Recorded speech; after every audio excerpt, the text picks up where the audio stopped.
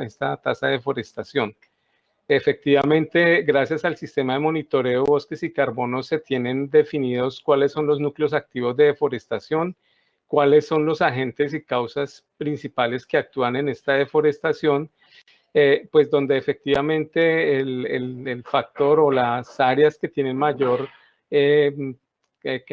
pues área en proceso de deforestación se corresponden a la Amazonía. Esa es una de las zonas que básicamente ha estado altamente afectada por estos fenómenos que en esencia están asociados a todo el tema de praderización, a la ampliación de la frontera agrícola, a temas asociados a las prácticas de ocupación de tierras con fines de especulación. Ese es uno de los elementos que hemos logrado o se ha logrado identificar en el marco de los procesos que se tienen en materia de deforestación. De otra parte, gracias al sistema, pues también se tienen dinámicas definidas en los municipios con mayor deforestación. Estas tendencias pues nos permiten saber cuáles son los agentes, los factores que han incidido y cómo ha sido el comportamiento en la deforestación, y pues de alguna manera nos permite ver cómo las intervenciones que se han hecho en el país gracias a un poco la decisión política del gobierno de Colombia y el apoyo de la cooperación internacional han logrado pues aminorar todos estos procesos de deforestación, y en este caso básicamente en los municipios de la Amazonía colombiana, que han sido pues los más afectados por este proceso. Bueno, ¿qué podemos decir sobre las experiencias que tenemos como relevantes para poder abordar el tema de la deforestación? Por un lado, estar de la mano con los compromisos internacionales que se han asumido en materia de la Convención Marco de Cambio Climático, que corresponde a todas las medidas y acciones definidas para RED. Es así como el país, con el apoyo de la cooperación internacional, ha trabajado desde el 2011, aproximadamente 2012, en la formulación de todo el marco de Varsovia referente a RED, que incluye, por supuesto, la Estrategia Nacional RED, que finalmente se expide en el año 2018. Esta estrategia tiene unas líneas de acción asociadas a la gestión sociocultural de los bosques, al desarrollo de la economía forestal y cierre de la frontera agropecuaria, a la gestión transectorial y ordenamiento territorial, el monitoreo y control permanente y el fortalecimiento de capacidades institucionales para el control a la deforestación. Este es el marco que se ha definido hacia el año 2030 en materia de deforestación. Como tal lo indicaba, hace parte del compromiso suscrito para la Convención Marco de Cambio Climático en el marco de Varsovia. Por otro lado, ¿qué tenemos? Este proceso también de gestión con los instrumentos de control a la deforestación ha estado también apoyado por una fuerte incidencia y un trabajo y una alianza muy fuerte con todos los procesos de cooperación internacional. Por un lado, pues todas las declaraciones conjuntas de interés que se han tenido con Noruega, Alemania y Reino Unido, que básicamente se desarrollan en dos ámbitos. Uno, que es el REM, el programa REM de Visión Amazonía, que efectivamente tiene un foco especial para la Amazonía, que tiene compromisos por más de $100 millones, y la Declaración Conjunta de Interés Nacional, que pues básicamente está con la última ajuste que se hizo de cerca de más de $300 millones. Y adicionalmente se tienen proyectos asociados a procesos con el Fondo para el Medio Ambiente, el Fondo Mundial para el Medio Ambiente, con los proyectos GEF, con el Fondo Biocarbono y otros proyectos de asistencia técnica que nos han ayudado precisamente a tener unas medidas robustas en materia de control a la deforestación. De la misma forma, estamos apoyados por unas acciones de proyectos del mercado voluntario RED, que también han incidido y apoyado acciones puntuales en ciertas zonas. Y está, además de la estrategia RED nacional, que es la estrategia de bosques, territorio y vida, la estrategia integral de control a la deforestación, se tiene una estrategia colombiana de desarrollo bajo en carbono que complementa pues, las medidas y acciones que tenemos en materia de RED.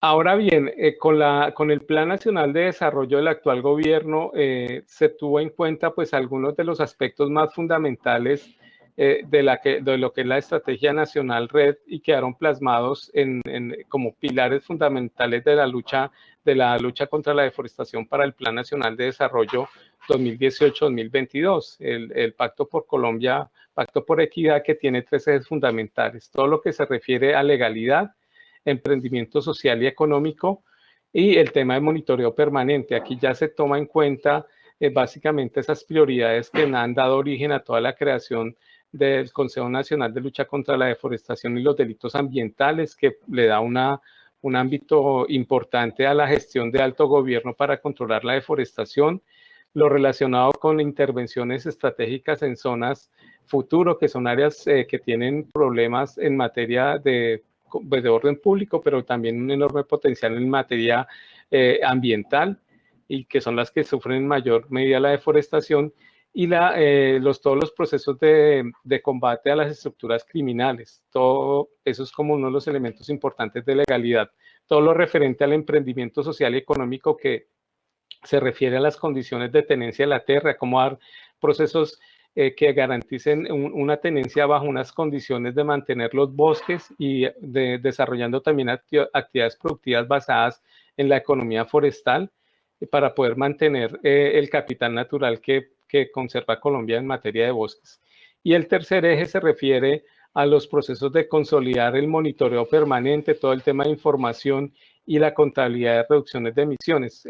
Definitivamente este ha sido un factor importante porque nos ha permitido generar transparencia a todos los aliados en materia de las acciones que se están adelantando en materia de control a la deforestación.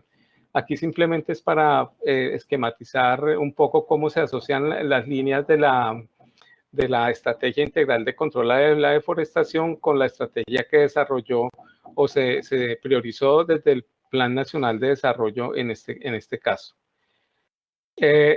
Ahora bien, además de esos procesos que están definidos en las políticas internacionales o acuerdos, también hay metas nacionales.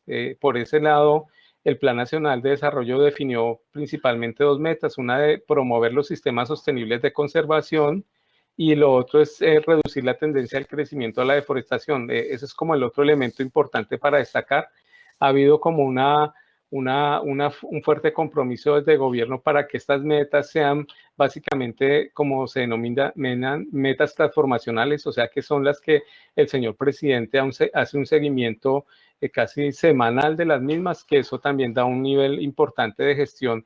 Y en esencia, también señalar que parte del proceso de acompañamiento y de las metas que están asociadas a control de la deforestación están amarradas también a cómo se implementan alternativas de manejo y conservación sostenible de bosques para promover alternativas económicas en ese sentido.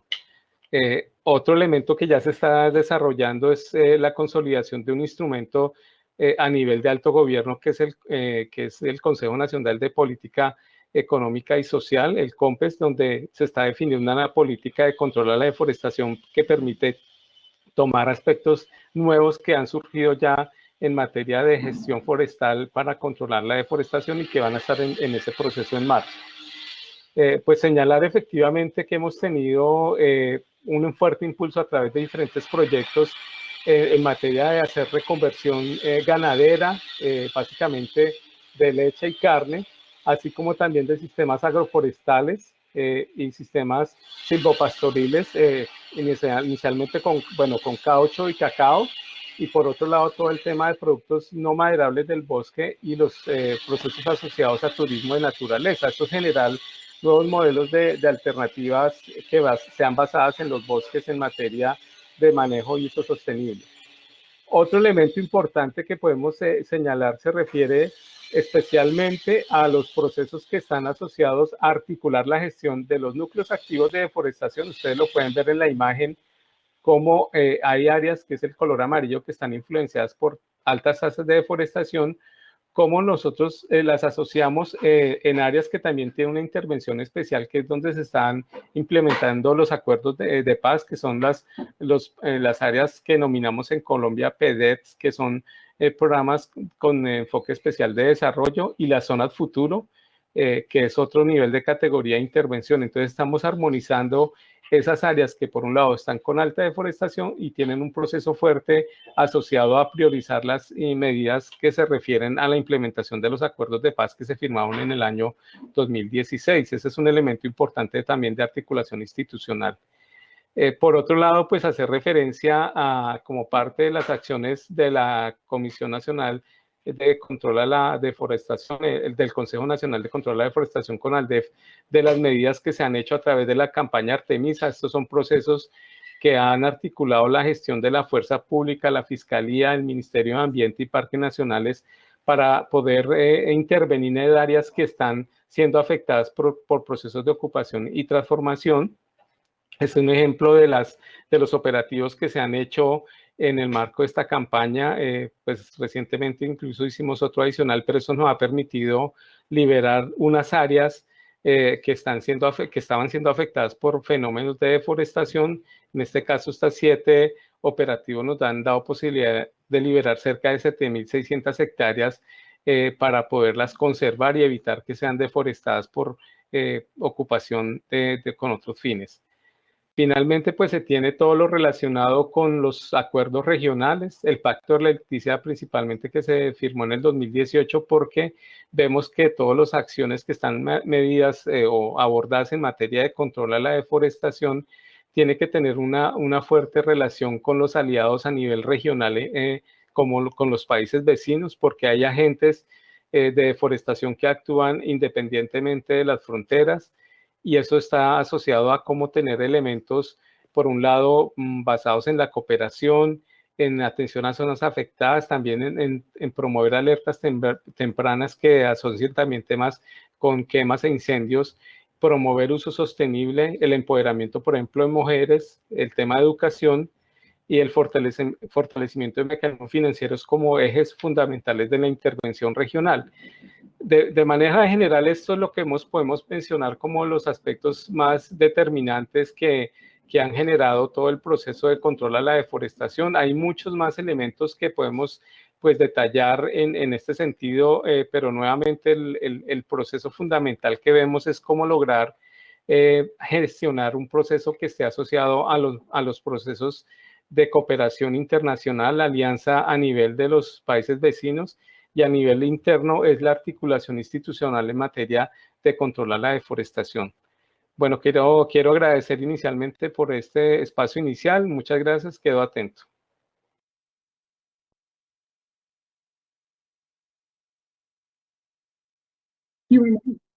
Rubén, muchísimas gracias por tu intervención y valiosos conocimientos para esta sesión. Damos ahora la palabra a la doctora Julia. Por favor, les queremos pedir unos minutos mientras los traductores se preparan en la sala correspondiente para generar la traducción simultánea de la presentación de la doctora Julia. Por favor, unos minutos no más y ya iniciamos con esta sesión y esta ponencia. Le doy paso a los traductores. Muchas gracias. Servando, Diego.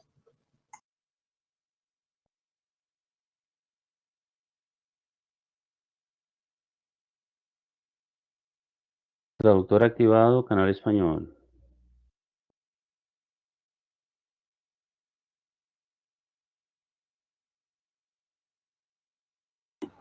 Okay. Okay, you can. Great, I think now it's working. Okay. Fantastic. So first I'd like to thank everyone for taking the time to listen in today, and obviously for all of the people that have made this event on this important issue happen. To give just a little bit of background for those of you who are unfamiliar with Igarapé, the Igarapé Institute is a think and do tank.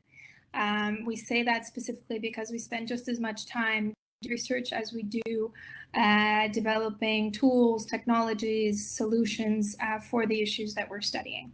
So that will also come into play a little bit during this presentation. At the think tank, I am the coordinator of the Climate and Security Program, where we have a specific focus on environmental crime and obviously the relation of that to deforestation. I'm going to just jump through these slides a little bit quickly. They're just loading a little bit slowly on my side. Great. Perfect. Just bear with me. Perfect. So obviously, I mean, this kind of goes without saying, but given that we're in a forum here, that, you know, the previous speaker, minister, looking at deforestation, specifically in Colombia, the Igarapé Institute is based out of São Paulo, Brazil. We are a Brazil DNA institution, but we look at the Amazon as a whole as well, and we also look at issues all over the world. So we have representation in South Africa, London, Canada, various parts of the United States, etc. When we're talking about Brazil, though, in terms of deforestation, I think it's important to bear in mind that in terms of calendar year, we saw an 85% increase in deforestation in the Amazon from 2018 to 2019. The numbers came out yesterday as well for the period 2019-2020, and they have been just as staggering. For people to have an idea of the extent of that, it's roughly 17% of the original forest cover lost in the Amazon. Now, something that we've taken into account, especially when we think about deforestation, exactly because we are a think and do tank, is, you know, what are the global dimensions, what are the national dimensions as well as international dimensions of the deforestation challenges. And what we've seen over the last year or 18 months is that there's been increased scrutiny from a global level regarding the high rates of deforestation in Brazil, specifically when we start talking about investors, the Mercosur agreement, etc. And obviously all of this is contributing to a larger narrative relating to the Paris Climate Accords and our objectives to meet the 1.5 degree target. Now, something that we've kind of come across in our work, and this relates specifically, you know, to the question for this panel regarding, you know, what are the best ways to think about deforestation? How do you even begin to tackle the issue of deforestation? So something that we've spent some time doing is developing this pyramid and truly trying to understand what forms the basis of this pyramid. You have a lot of very interesting movements on land reform. You have fantastic initiatives on the reinforcement of indigenous rights, monitoring, etc. But what we've discovered is that essentially this all depends on two fundamental things. The first is shared definitions of environmental crime, shared data, and understanding of the problem. I'll go into that in a little bit more detail in the next couple slides. And the second element is, in Brazil, at least, one of the biggest challenges that we face in terms of deforestation is the fact that the CAR, the Cadastro Ambiental Rural, or the Rural Environmental Registry, continues to be perhaps the largest and most important hurdle when we think about next steps in the combat of deforestation. Now, just to focus a little bit on an idea, we've recently published two publications.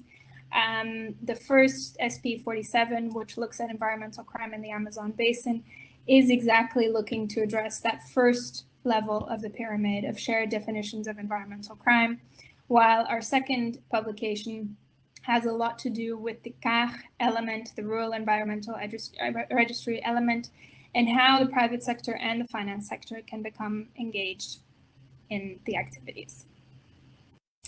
So to begin with the environmental crime typology, I think this even relates very well to my colleague's comments earlier regarding illegality.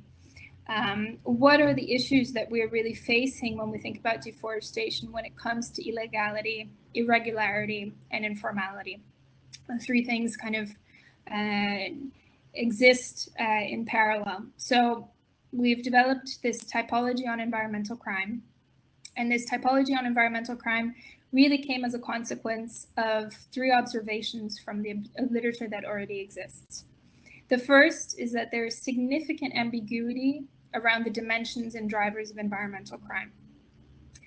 Legislature changes between Amazon countries. Classic example In Colombia, land grabbing is an environmental crime. In Brazil, on the other hand, it is a property theft issue. So if we're thinking about the issues across the Amazon basin and the 8 countries that form that Amazon basin and the different legislature that governs that, that's an additional issue. In Brazil specifically, we have a third issue, which has to do with activities legality changing over time. Perhaps the most obvious example of this is during the current presidential mandate, where often the narrative of the government gives the impression that laws will be changed and regulations will be altered, giving people the hope and incentivizing action to with the understanding that the legal framework will change over time. And we've seen this over the course of our history a number of times, and obviously now during this presidency, it's become ever more clear.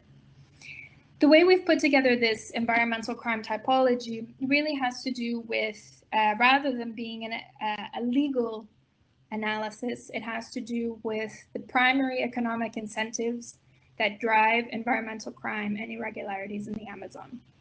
So what does that really mean? What are the activities that are incentivizing deforestation in the Amazon, for example?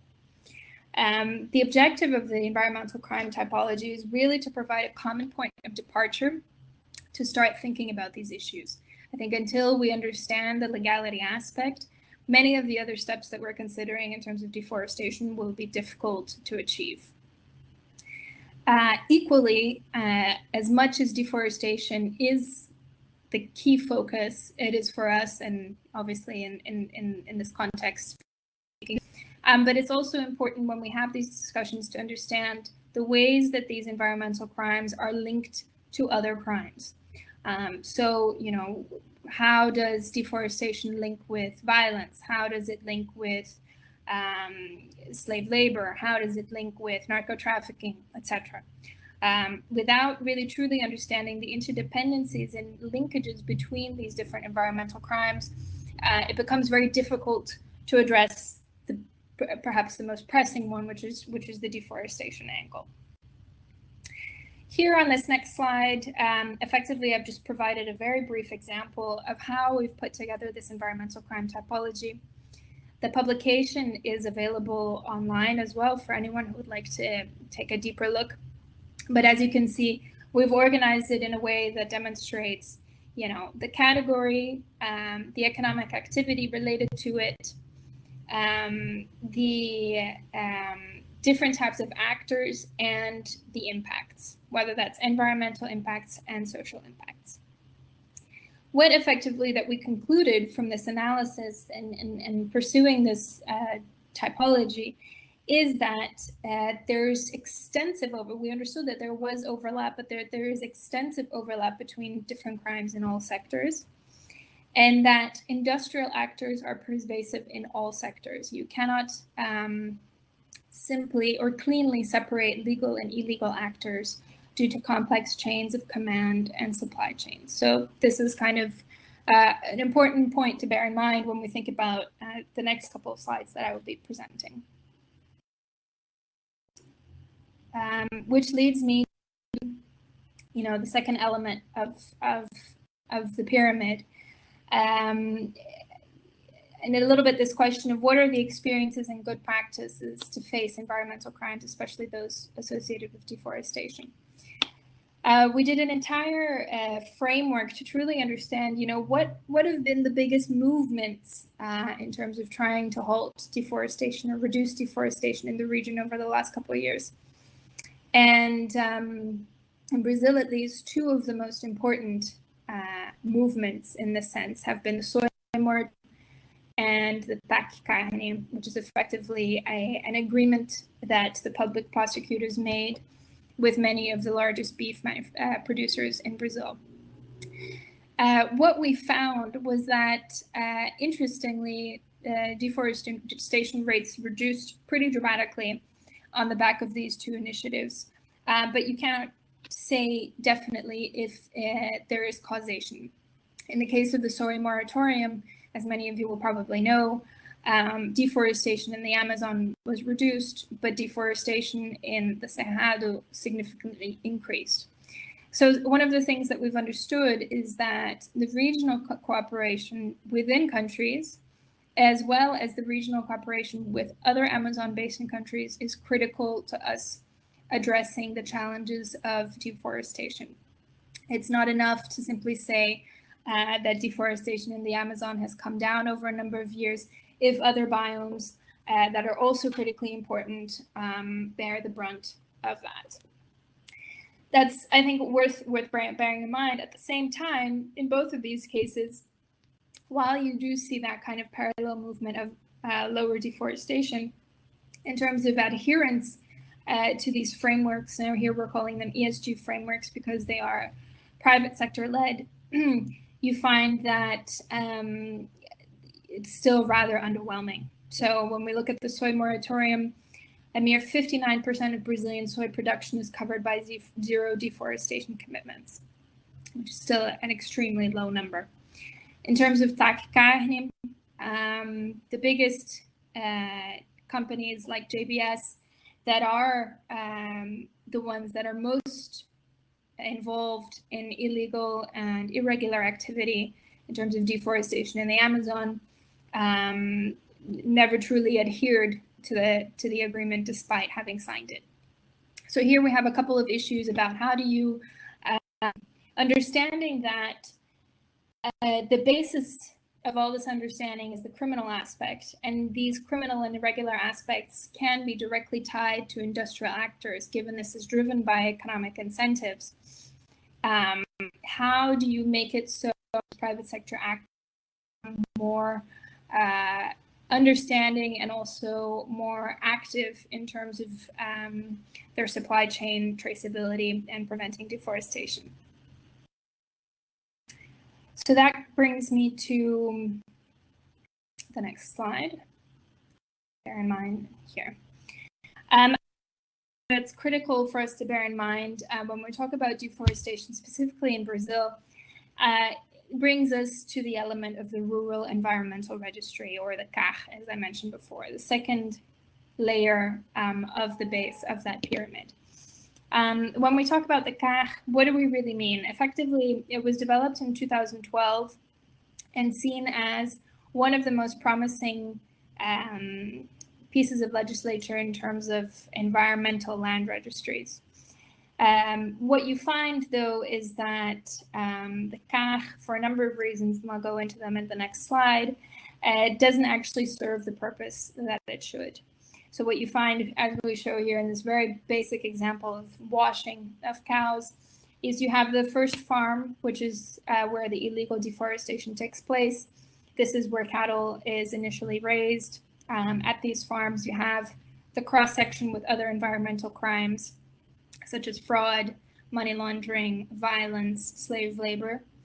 And then this cattle is taken to another farm, and at this other farm, it is then registered with the environmental registry and also with the GTA, which is the Guia de Trânsito Animais, effectively.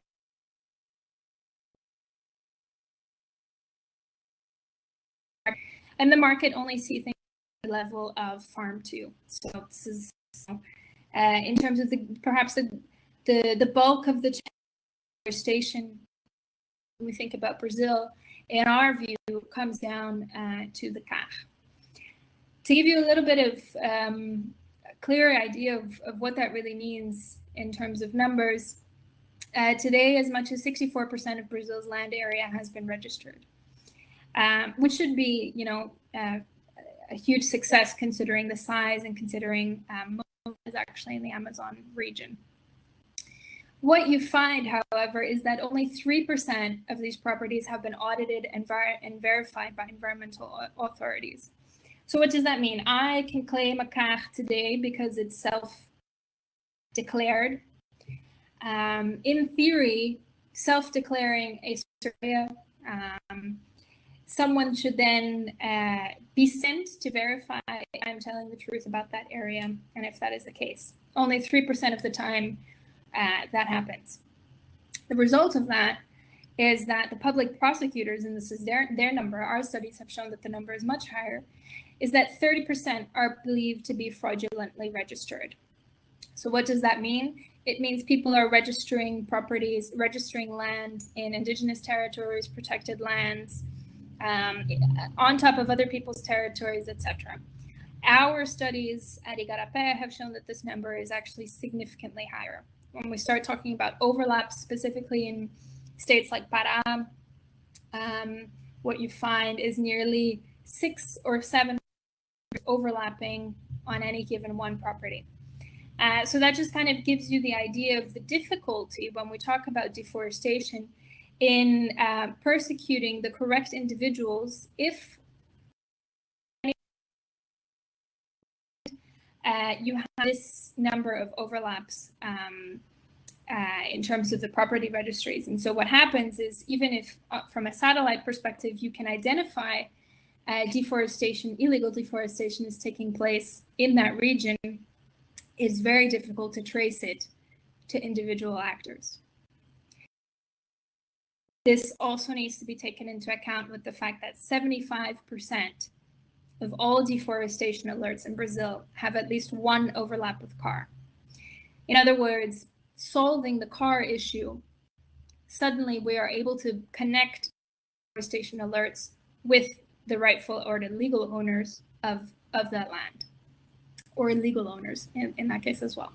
So I think that's very important, and I'm happy to answer more. I'm going to skip through these next two slides fairly quickly. We've taken this to the private sector and to the ways that the finance sector can be a solution when we talk about CAH specifically. How can credit agreements be made more rigid, requiring a due diligence process of a CAH and a verified CAH? In our view, that's kind of the beginning of some of the solutions that we can think about when we talk about deforestation. Moving on to just a next section that's more on is that we're doing to kind of help tell this story a little better in terms of deforestation in the Amazon, has to do with quantification and our ability to measure the social and environmental impacts, which I won't go into too much detail, but another issue and another way that we're quantifying a lot of this is what are the fines that are not being collected, and what is the grandeur, or what is this magnitude of these fines for companies to understand that there is also a dollar bill element to the situation. So here we have two slides, which I'll go through fairly quickly. I don't want to spend too much time talking, where effectively we look at the IBAMA fines over the last 20 years. What you see is that they're at their lowest at the moment since they have been since 2004. This is, no surprise given the immense reduction in the number of IBAMA inspectors. However, what you do find is that the problem is a lot more systemic than that. Specifically, when we start thinking about from when these fines were actually made, right? So when we look at the fines collected by IBAMA in 2020, we find that the majority of them are from 2006, 7, and 8. There are fines that go back as far as 2000 that they're only collecting now. So you have a process that only 4 million of the collections, 1%, had to do with fines that were emitted this year.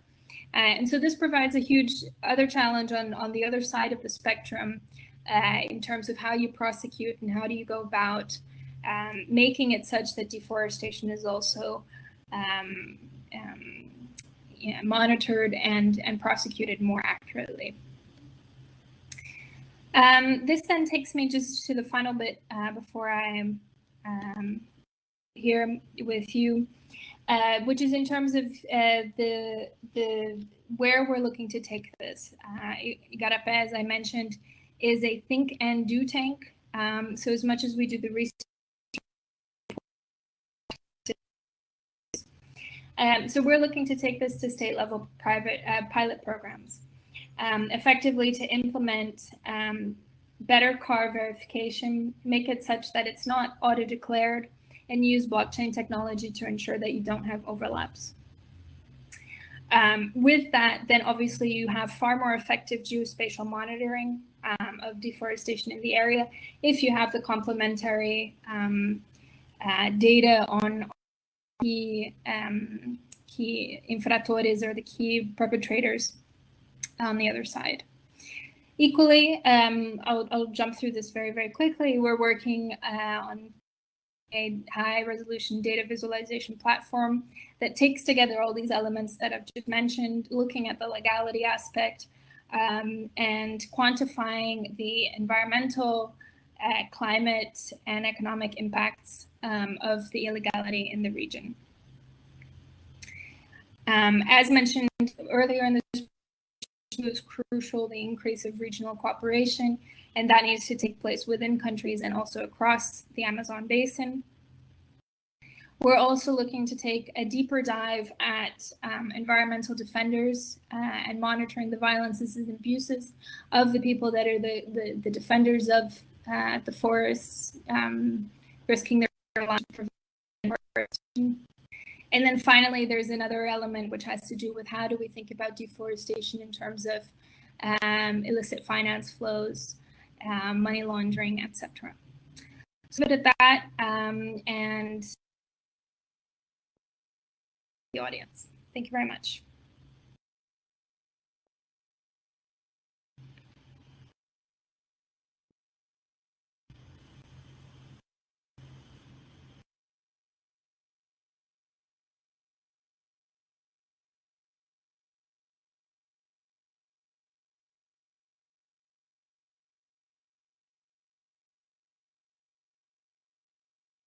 Alex Castro is asking, how could we deal with the tensions derived from private sectors and individuals when deforestation is interpreted from a organized crime issue? What are the analytical challenges or social challenges to deal with this tension that's present there? Right, that's a very good question. I think I've understood. Thank you, Oliver, for translating. It is, I think it's a very important point, and I think that's always why we go back a little bit to the point we make about looking at it not from a legality aspect. We're not looking to name and shame companies to say that they are involved in criminal behavior. What we understand is that so much of this is a knowledge gap and a communication issue. When we demonstrate some of the information, for example, and we're doing this, for example, with the data visualization platform, where we demonstrate in a visual way the connections between deforestation and something like slave labor, suddenly it becomes a lot clearer for these private sector actors the way this has permeations for all aspects of ESG metrics. So we're not only talking about environmental, we're also talking about social, and we're talking about governance in a lot of the cases involved in corruption. So really more than anything, we've had a tremendous amount of positive feedback because the driving force behind all of this has been transparency and greater capacity to monitor the activities. Companies all over the world are looking to understand their supply chains a lot more closer detail and want more information. And that information is very difficult to get. And if we only talk about specific crimes, and here we're using crimes only because that's kind of the terminology that people use. If we're only speaking about them in silos, then I think it will become a lot more difficult to tell the story and draw the line between deforestation and what we buy in the supermarket, and deforestation and a number of other social ills that happen. I hope that answered the question.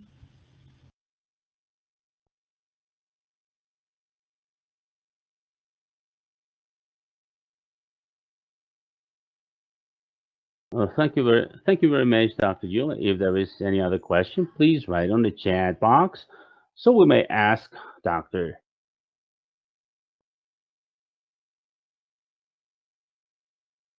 Well, I think we do not have any more questions so far for Dr. Ben from the audience. Do we have any questions? Okay. Well, thank you very much, Dr. Julia, for your intervention, and Dr. Ruben. We want to thank you too for your participation today. And thank you all for this plenary on context. Deforestation in the region has been very enriching for all of us. I cordially invite you to please participate on the subject parallel events that are going to start at 3:30 in the virtual platform. You could select the topic that you like the most in this international forum. The first one's going to be about capturing of land, deforestation engine. Second event has to do with monitoring systems and follow up on deforestation at national level and regional level. Thank you very much again for your intervention. It was an honor to have such excellent speakers today. So we wait for you in these parallel sessions. Thank you very much. Thank you very much. Thank you, Dr. Julia. Thank you very much. Muchas gracias.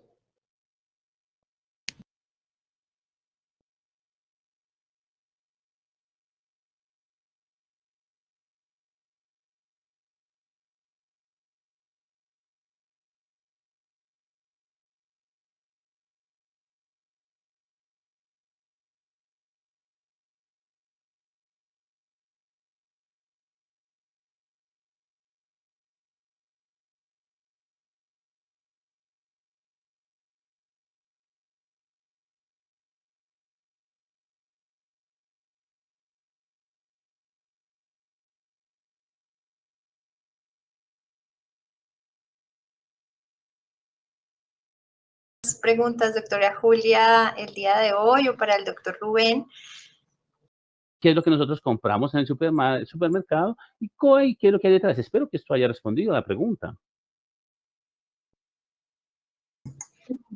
Muchas gracias, doctora Julia. ¿Alguien más en el público tiene alguna pregunta? Por favor, para que la escriban en nuestro chat para poderle preguntar a la doctora.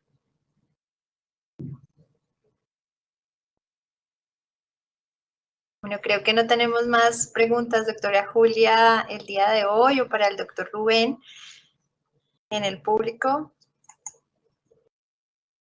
Bueno, muchas gracias, doctora Julia, por su interesante intervención y al doctor Rubén también muchísimas gracias por su participación el día de hoy. Y muchas gracias a todos. Esta plenaria sobre contexto de deforestación en la región ha sido muy enriquecedora para todos nosotros. Los invitamos ahora a que participen en los eventos temáticos paralelos que inician a las 10:30 am. En la plataforma virtual ustedes podrán seleccionar la temática que más les interese dentro de este foro internacional virtual. El evento temático 1 será sobre acaparamiento de tierras como motor de la deforestación. El evento temático 2 será sobre sistemas de monitoreo y seguimiento de la deforestación a nivel nacional y regional. Muchísimas gracias nuevamente por su intervención. Fue un honor contar con tan excelentes panelistas el día de hoy y los esperamos en estas sesiones paralelas. Muchas gracias, muy amables. Gracias, Rubén. Gracias, doctora Julia.